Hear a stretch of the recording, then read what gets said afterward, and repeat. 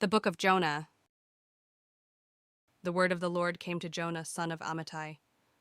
Go to the great city of Nineveh and preach against it, because its wickedness has come up before me. 3. But Jonah ran away from the Lord and headed for Tarshish. He went down to Joppa, where he found a ship bound for that port. After paying the fare, he went aboard and sailed for Tarshish to flee from the Lord. 4.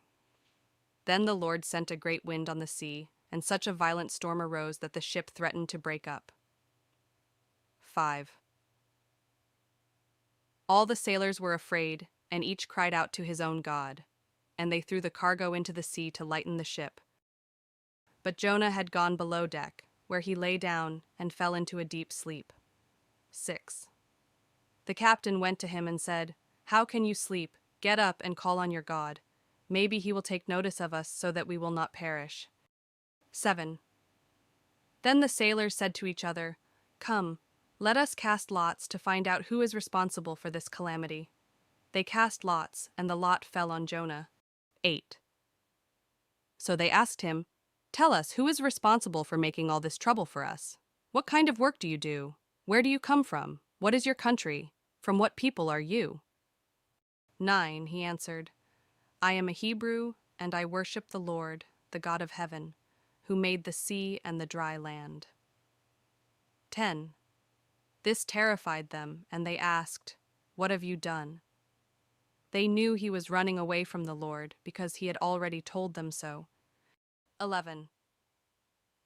The sea was getting rougher and rougher, so they asked him, "What should we do to you to make the sea calm down for us?"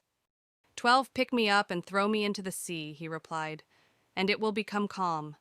I know that it is my fault that this great storm has come upon you." 13.